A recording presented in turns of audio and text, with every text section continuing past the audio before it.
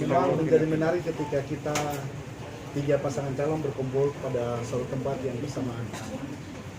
Hal ini kami lakukan karena kami bertiga merasa ada penerapan aturan yang tidak benar oleh penyelenggaraan pemilu, khususnya KPU Kabupaten Sorong Selatan bersama Bawaslu Kabupaten Sorong Selatan.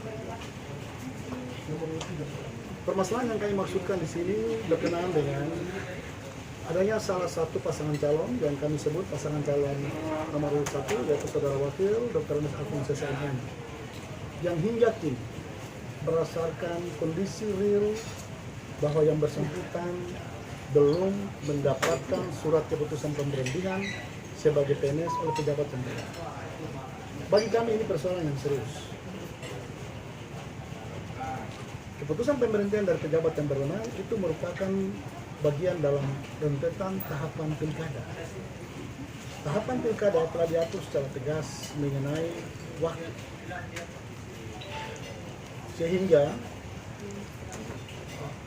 menurut hemat kami bertiga, dengan belum diserahkannya surat keputusan pemberhentian dari pejabat yang berwenang atas status PNS dari Saudara Alfonso SMM, menurut kami itu merupakan pelanggaran yang harusnya pasangan tersebut dibatalkan dalam pencalonan. Hal ini mengacu kepada PKPU 3 tahun 2017, yaitu pasal 69 ayat 1 untuk 5 dan itu. Memang setelah mencermati argumentasi balik dari KPU Provinsi dalam hal ini oleh Ketua KPU Provinsi, termasuk pula mencermati pernyataan dari Komisioner KPU Provinsi KPU Kabupaten Sorong Selatan, bahwa ketiadaan surat keputusan pemberhentian sebagai PNS masih bisa ditolerir dengan memperlihatkan surat keterangan bahwa proses pemberhentian itu masih sementara dijalankan atau dilakukan. Menurut kami ini suatu pemikiran yang keliru. Mengapa demikian? Bahwa tanggal 8 September, maaf saya akan ulang, tanggal 8 September 2020 merupakan deadline final terhadap penyerahan surat keputusan pemberhentian sebagai PNS dari pejabat pemerintahan. Kami dapat mengatakan seperti itu karena setelah tanggal 8 November 2020 sudah tidak ada lagi aturan-aturan lain yang memungkinkan atau yang mengatur bahwa penyerahan surat keputusan itu dapat dilakukan pada suatu waktu tertentu. Katakanlah apakah itu kemudian dapat diserahkan 10 hari setelah tanggal 8 November, atau 1 hari sebelum pencoblosan, atau 10 hari sebelum pencoblosan, atau 2 minggu setelah tanggal 8. Sudah tidak ada lagi deadline yang mengatur soal batas waktu penyerahan. Itu berarti bahwa terhadap keterlambatan penyampaian surat keputusan pemberhentian sebagai PNS kepada KPU tidak bisa lagi ditolerir, tidak bisa lagi ditafsirkan dengan penafsiran selain daripada yang kami kemukakan hari ini. Kalau argumennya bahwa dengan adanya surat keterangan yang menyatakan bahwa proses pemberhentian masih di dalam proses atau masih dikerjakan oleh instansi yang berwenang, sementara tidak juga menyebutkan suatu deadline khusus terhadap kapan penyerahan surat keputusan itu berarti diserahkan, ini akan menjadi bias. Sebab bisa saja setelah pilkada baru yang bersangkutan menyerahkan surat keterangan pemberhentian atau surat keputusan pemberhentian, bisa saja, karena hari ini sudah tidak ada deadline selanjutnya yang mengatur soal itu, kapan batas waktu penyerahan. Jadi inilah yang kemudian merupakan dasar alasan kami untuk melakukan walkout pada saat debat pertama tanggal 16 November 2020, termasuk hari ini merupakan sikap resmi kami ketiga pasangan calon yang kami telah sepakati untuk dalam waktu yang tidak terlalu lama akan kami meminta audiens dengan komisioner KPU Kabupaten Sorong Selatan, termasuk ketua dan sekretaris harus hadir. Kalau permintaan kami tidak ditanggapi, maka kami ketiga pasangan calon akan menyatakan sikap untuk tidak mengikuti debat yang diagendakan oleh KPU. So, bagi kami, syarat pencalonan merupakan syarat yang harus dipenuhi, sebagaimana yang diatur dalam program partai. Hari ini, saya pikir kami semua mengetahui bahwa keabsahan Saudara Alfonso Esa sebagai wakil didasarkan kepada surat keterangan bahwa dokumen pemberhentian sementara dalam proses. Sementara undang-undang menegaskan secara tegas bahwa surat keterangan itu bukanlah surat syarat calon. Surat syarat calon adalah surat keputusan pemberhentian sebagai PNS dari pejabat pemberhentian. Ini harus kita pahami. Kalau hari ini dia berjalan atau dia dijustifikasi memenuhi syarat hanya karena ada surat keterangan, tentu kami keberatan. Karena undang-undang secara tegas sudah menggarisbawahi bahwa salah satu syarat adalah surat keputusan pemberhentian dari PNS, dari pejabat dan berwenang, dan bukan surat keterangan bahwa proses pemberhentian sementara. Surat keterangan pemberhentian sesungguhnya hanya bisa dimaknai ketika 5 hari kerja dari kapan penetapan sebagai calon. Dia akan berarti di bagian itu. Dia tidak akan berarti ketika telah melampaui 30 hari sebelum pencoblosan. Jadi ini yang perlu kita kritisi. Ya, kami tentu bersikap demikian karena kami menganggap bahwa KPU ini tidak parsial dalam menerapkan aturan. Seandainya sampai dengan pemungutan, tetap KPU berpegang masalah surat itu bagaimana? Berarti ini suatu persoalan yang kemudian membuat semua orang menjadi tertawa. Apa mungkin seseorang sampai ikut tahapan, selesai tahapan sampai kepada pencoblosan sementara ada dokumen yang masih belum tuntas? Kami bertetap bahwa surat keterangan itu bukan dokumen pemenuhan syarat calon. Dokumen pemenuhan syarat calon adalah surat keputusan pemberhentian sebagai PNS.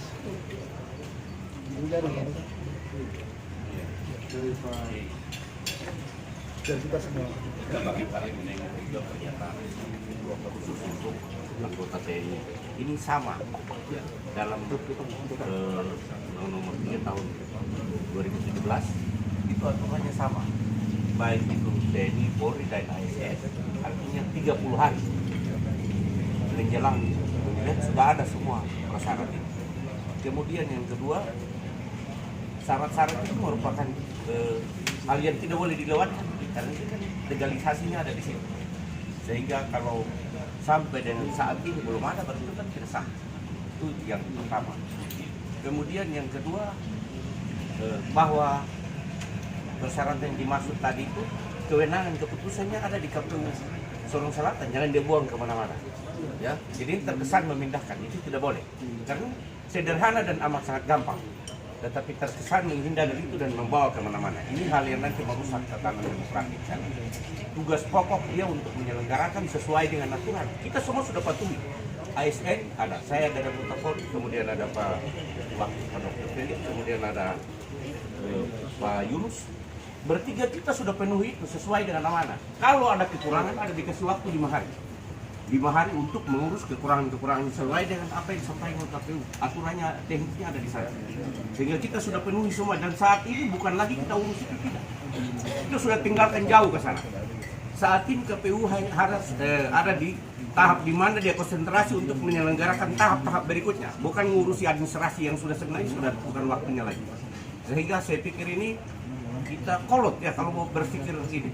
Dan Sorong Selatan ingat itu maju, bukan seperti yang sekarang ini. Mungkin hanya seperti begitu, ada kepentingan besar dalam sehingga merusak tatanan demokrasi yang ada di sana. Kami semua, kalau memenuhi syarat kita bertarung. Kalau tidak ngapain ikut orang yang tidak sah? Itu tidak sah, legalisasi tidak sah. Tidak usah bawa kemana-mana. Dari sisi syarat administrasi sudah tidak sah. Dan ngapain kita mau berdebat ya? Ini tidak sah. masuk ke level ini, kita sudah sepakat tidak akan mengikuti yang debat ataupun yang selanjutnya nanti akan kita bicarakan secara teknis. Apa sanksi-sanksi dari itu? Kalau sanksinya KPU bisa langgar, kenapa kita tidak bisa langgar? Dia sebagai pelaksana, dia langgar duluan. Dan ingat bahwa sampai dan saat ini mereka belum pleno untuk menentukan hasil dari apa yang kita inikan kemarin. Ya, kita walkout itu mestinya dia pleno menentukan dia sikap apa. Tapi tidak, bahkan semuanya kabur lari untuk menyelamatkan diri. Saya pikir itu ya. Jadi mungkin KPU Papua Barat bikin pernyataan. Dia datang ke sana supaya dia cek. Jangan dia bikin pernyataan yang blunder untuk KPU. Ingat Pak Anies sudah keluarkan statement bahwa 30 hari. Itu bukan hanya untuk anggota TNI, tidak berlaku juga untuk anggota Polri, ASN yang ada kaitannya dengan lembaga kenegaraan. Saya pikir begitu ya. Jadi ini mungkin kita tidak main-main dengan ini. Terima kasih. Oleh Abang Yanse selaku paslon nomor 3 di Tingkat Korsel dan Bupati Narwawan, kita punya pemahaman yang sama terkait dengan persoalan yang ada di Sorong Selatan. Tadi ada pertanyaan di mana kenapa tanggal 16 November yang lalu kami lakukan semacam walkout. Sesungguhnya ini bagian dari proses pembelajaran bahwa kita sebagai warga negara yang baik harus mematuhi aturan, mematuhi hukum di negara ini, dan tidak ada yang kebal hukum. Dan saat kami berdebat di tanggal 16 November yang lalu, kami sudah sampaikan bahwa kami hanya bisa berdebat dengan pasangan yang dianggap memenuhi syarat-syarat pencalonan. Nah, dengan demikian saat itu kami memberikan penawaran, memberikan solusi. Kami merasa bahwa pasangan nomor urut 1 bermasalah karena waktunya sampai hari ini belum menunjukkan surat keputusan pengunduran diri sebagai seorang ASN. Nah, kita minta seperti itu dan KPU bersikeras untuk memohon kita harus laksanakan. Nah, kita sampaikan kalau memang alternatif pertama tidak bisa dilakukan, ya kita harus walkout saja. Karena kenapa kita harus berdebat dengan kandidat yang menurut hemat kami masih bermasalah dari sisi syarat pencalonan. Kemudian apa yang disampaikan oleh kandidat nomor 3 atau paslon 3 Pak Yanse Salambo benar sekali. Sampai hari ini sudah 2 mingguan belum ada informasi yang pasti terkait dengan status Pak Alfonsesa atau paslon nomor urut 1, di mana proses surat keputusan sampai hari ini masih belum nampak ya. Dan kemudian mau dilaksanakan debat kandidat yang hari ini tanggal 1 Desember dipindahkan dari Sorong Selatan ke Kota Sorong, yang justru menurut kami aneh sekali karena situasi di Sorong Selatan aman-aman. Kenapa harus dipindahkan ke Kota Sorong sini? Nah, ini bagian yang kurang begitu fair, dan sempat kami bertanya ke masyarakat, bertanya apakah memang di Sorong Selatan tidak aman ya. Pak Kapolres juga sudah dikomunikasikan oleh beberapa pasangan calon, beliau juga merasa bahwa ini sesuatu yang salah dilakukan. Nah, kemudian kami ada punya niatan minta audiens dengan KPU. Surat hari ini kami tanda tangan dan kirim untuk minta audiens tanggal 3. Artinya ada selang waktu 1-2 hari ke depan, dengan harapan KPU secara kelembagaan harus bisa menerima kami untuk kami menyampaikan apa yang ingin kami sampaikan tentunya. Kemudian kalau sampai KPU tidak melaksanakan atau tidak menginginkan apa yang kami inginkan, ya mungkin kami juga menyampaikan bahwa tidak perlu lagi ada debat-debat kedua dan ketiga dan seterusnya, karena waktu ini sudah semakin dekat untuk pelaksanaan pilkada tanggal 9. Malah situasi hari ini membuat jadwal kampanye kami terganggu sekali. Ya, sebagai paslon nomor urut 4 saya merasa terganggu sekali. Kita harus giring pendukung atau kita giring massa yang harus tim sukses ke Sorong untuk nantinya hari ini mau berdebat, ternyata tidak jadi debat kandidat. Kemudian kami akan lakukan ya demo damai kalau sampai KPU tidak bisa menerima audiens kami di tanggal 3 yang kami inginkan gitu. Ya konsekuensinya adalah seperti itu. Kita ingin supaya pilkada ini bisa berjalan dengan baik dan ini bagian dari proses pembelajaran. Dan tentu kami juga sudah melakukan semacam pelaporan ke DKPP, bahkan di KPU RI sudah tahu.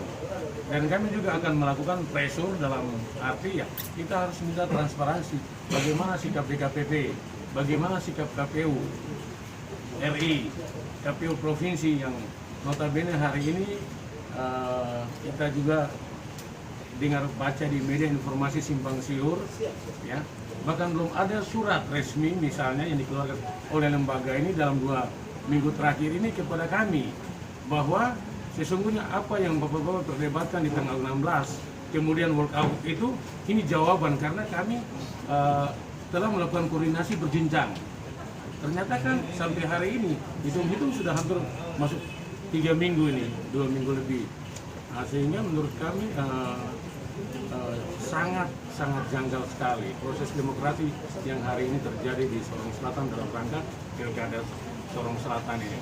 Nah dengan demikian, ya kalau sampai Pak KPU memaksakan untuk harus berdebat, ya kami juga bersikap bahwa yang bisa berdebat menurut kami paslon nomor urut 2, nomor urut 3, dan nomor urut 4. Mungkin bagian-bagian ini yang kami sampaikan kepada teman-teman media untuk bisa diekspos kemana-mana sehingga rakyat bisa memahami kondisi hari ini. Jadi sikap kita adalah tetap sama dengan yang kita lakukan pada tanggal 16 November kemarin. Ya, kita tidak akan berdebat dengan kandidat atau pasangan lain yang menurut kami tidak memenuhi persyaratan dimaksud. Kira-kira seperti itu tadi sudah dijelaskan. Persoalan serius ini tidak bisa dibiarkan, harus kita sikapi dan kita harus menuntut supaya pihak penyelenggara harus bersikap terhadap persoalan ini begitu. Jadi ini tidak main-main. Nah, hari ini semua masyarakat Sorong Selatan itu bertanya-tanya apa sikap penyelenggara terhadap paslon yang tidak memenuhi syarat begitu. Ini kan harus ada kejelasan dari penyelenggara. Tegasnya kan begitu. Nah, sampai hari ini kan belum ada ketegasan. Nah, sehingga kami hari ini 3 paslon ini duduk untuk kita minta harus ada ketegasan karena ini persoalan yang serius. Tidak bisa dianggap remeh oleh penyelenggara dalam hal ini KPU maupun Bawaslu Sorong Selatan. Ini dasarnya. Jadi tolong ini disampaikan kepada seluruh warga masyarakat Sorong Selatan khususnya dan yang ada di Papua Barat bahwa ada persoalan serius dalam penyelenggaraan pilkada Sorong Selatan. Dalam hal ini oleh penyelenggara yang tidak menerapkan aturan yang harus dilaksanakan. Begitu. Kalau mereka melaksanakan aturan itu dengan baik untuk menseleksi syarat pencalonan maupun syarat calon, hari ini tidak ada persoalan. Begitu. Kita akan dengan apa namanya mengikuti agenda tahapan dari KPU Sorong Selatan. Tapi hari ini kan ada yang tidak beres. Lah apakah kami mau berdiam diri? Tidak bisa. Kami harus menuntut keadilan. Aturan harus ditegakkan. Nah oleh sebab itu pertemuan hari ini kita mau pressure begitu. Pressure lembaga penyelenggara dalam hal ini KPUD Sorong Selatan dan Bawaslu Sorong Selatan. Kita harus pressure mereka terhadap kasus ini, persoalan ini. Nah, sebenarnya ini intinya.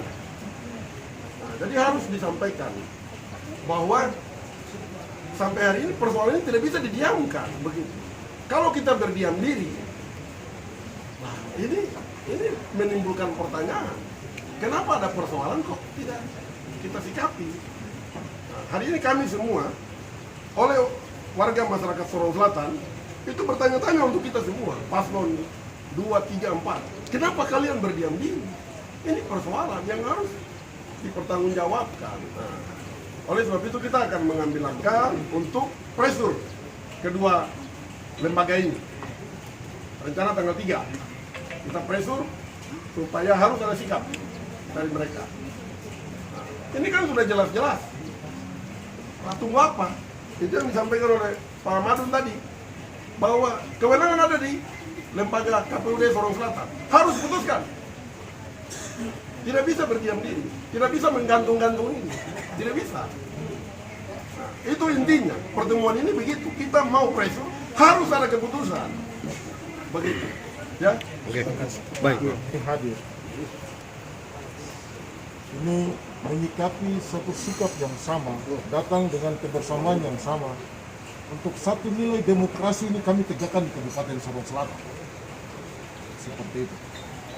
Kami melihat dari awal sampai kepada saat ini bahwa ada proses-proses di dalam lembaga KPU dan Bawaslu yang tidak beres.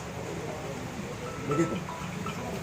Kalau aturan mau ditegakkan, mari kita tegakkan secara sama-sama. Seperti itu. Kalau ada paslon lain yang juga TNI, mereka mengurus persyaratan itu dengan baik dan melampirkan SK-nya, kenapa ada kandidat yang lain dari paslon nomor 1 yang tidak melampirkan mereka punya surat keputusan? Mereka cuma menyampaikan itu surat keterangan. Ini bagi kami aneh, begitu. Bahwa ini ada proses yang tidak beres. Seperti itu. Jadi kami datang dengan kebersamaan bahwa kami ingin untuk proses demokrasi itu harus ditegakkan di Sorong Selatan. Seperti itu. Nah, tahapan-tahapan berikut sesuai dengan yang tadi Pak Paslon nomor 3 Pak Yanti Salamau, terus Paslon nomor 4 Pak Terkontil, bahwa kami akan melakukan upaya-upaya untuk menindak apa yang menjadi bagian dalam proses yang sudah salah dilakukan oleh KPU Sorong Selatan. Kami anggap ini salah dan ini kecurangan yang terjadi. Seperti itu. Mungkin dari kami seperti itu. Dari kawan, baik wartawan media maupun pihak, saya atas nama paslon nomor 2 dari Kabupaten Sorong Selatan sebenarnya merasa kecewa. Saya merasa kecewa terhadap penyelenggara pemilu yang ada di Kabupaten Sorong Selatan. Mulai dari tahapan pertama sampai sekarang hari ini, kami dari paslon nomor 2, 3, dan 4 tetap mengutamakan dan mengedepankan politik santun, baik santun administrasi maupun apa. Namun di akhir perjalanan kami lihat bahwa ada ketidakberesan di tahapan-tahapan yang sedang dilakukan oleh lembaga KPU maupun Bawaslu Kabupaten Sorong Selatan. Untuk itu kami secara resmi menyatakan sikap apabila dalam debat yang berikut lagi itu KPU harus secara tegas memberikan surat yang sudah kami laporkan ke KPU RI untuk penegasan bahwa sudah ada jawaban yang pasti dari KPU RI terhadap persoalan yang terjadi di Kabupaten Sorong Selatan.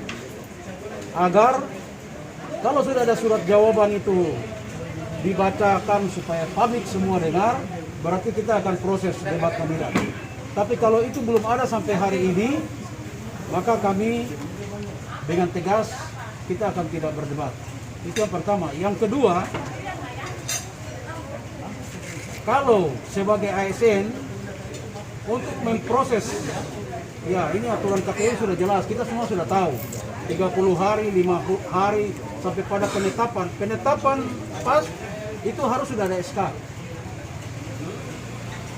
Masih bisa lagi kalau dari tanggal 9 mundur sampai tanggal 30 itu deadline-nya tanggal 8. Di atas tanggal 8 itu dinyatakan harus KPU Sorong Selatan koordinasi dan itu harus mendiskualifikasikan paslon nomor 1. Itu harus. Ini aturan. Tidak boleh ada intervensi politik maupun partai di dalam. Karena KPU RI harus tegaskan aturan, mendiskualifikasikan paslon nomor 1. Harus, karena persyaratan administrasi dari wakil paslon nomor 1 itu tidak lengkap administrasi. Saya kira itu saja. Terima kasih. Yang disampaikan oleh saudara Alphonse yang mengatakan bahwa karena dia memiliki golongan tinggi sehingga posisinya cukup lama. Ini kami mau sampaikan bahwa ini isu yang tidak benar. Ini statement yang tidak benar. Didasarkan kepada dua alasan. Pertama, undang-undang sendiri tidak mengatur bahwa ada perbedaan dalam menetapkan waktu bagi yang golongan 1, 2, 3, 4 dalam rangka pemenuhan surat keputusan pemerintahan sebagai PNS dari pejabat negara. Undang-undang tidak mengatur perbedaan kualifikasi seperti yang kami maksudkan. Jadi itu satu. Yang kedua, wakil kami pasangan nomor 3 juga memiliki golongan yang sama 4B, tetapi dapat melengkapi berkasnya jauh sebelum penetapan calon. Dan berdasarkan rekam yang kami ketahui bahwa prosesnya hampir tidak lebih dari 10 hari. Nah, ini bertanda bahwa sesungguhnya alasan golongan tinggi tidak bisa diterapkan dalam konteks ini. Ya. Nah, selanjutnya yang kedua, yang ketiga bahwa harusnya KPU harus bersikap berdasarkan ketentuan untuk membatalkan pencalonan atas nama saudara Alphonse, otomatis membatalkan paslon nomor 1. Ini kita bicara tentang norma hukum. Kalau KPU tetap berpegang kepada adanya surat keterangan bahwa proses pemberhentian sementara dalam pengurusan, maka pertanyaan kami ditanyakan, ya, tolong ditanyakan dan tolong minta klarifikasi kepada Ketua KPU Provinsi. Kapan deadline berikutnya untuk menyerahkan surat keputusan pemberhentian sebagai PNS oleh saudara Alphonse? Kapan? Tanya, kejar. Kapan? Bagaimana kalau penyerahan itu ternyata dilakukan pada tanggal 20 Desember? Bagaimana? Setelah pencoblosan, bagaimana? Atau bagaimana kalau diserahkan 2 tahun kemudian? Bagaimana? Hal seperti ini kan menjadi terbuka, menjadi bias kalau pemikirannya hanya bersandar kepada adanya surat keterangan sebentar dalam proses. Berarti tidak ada lagi kepastian hukum untuk menerapkan aturan dalam tahapan pemberkasan syarat calon maupun syarat. Tolong ya saya tegaskan, tolong tanyakan kepada KPU Kota KPU. Kita minta kapan deadline terakhir saudara Alphonse harus menyerahkan. Kalau yang bersangkutan menyebut suatu tanggal, tanya kenapa ada tanggal itu, kenapa bukan tanggal lain. Kalau yang bersangkutan menyebutkan suatu indikator 10 hari atau 5 hari sebelum, apa dasar hukumnya? Kenapa Anda menyebutkan 5 hari sebelumnya atau 1 hari sebelumnya? Tanya lagi. Yang saya yakini dia tidak akan memberikan jawaban atas pertanyaan itu.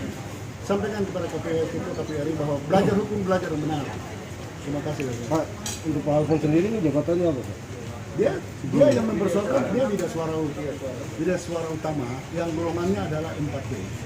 Dia mengklaim bahwa karena golongan dia 4B, golongan yang sudah cukup tinggi, sehingga proses pemberhentiannya lambat, memerlukan banyak birokrasi dan sebagainya. Tetapi kita dapat membuktikan bahwa ternyata itu tidak benar. Wakil kita juga golongan 4B, yang prosesnya tidak lebih dari 10 hari. Yang kedua, aturan tidak membedakan bahwa golongan 1, 2, 3, 4 itu mendapatkan perlakuan yang berbeda-beda sesuai tingkatannya. Ya?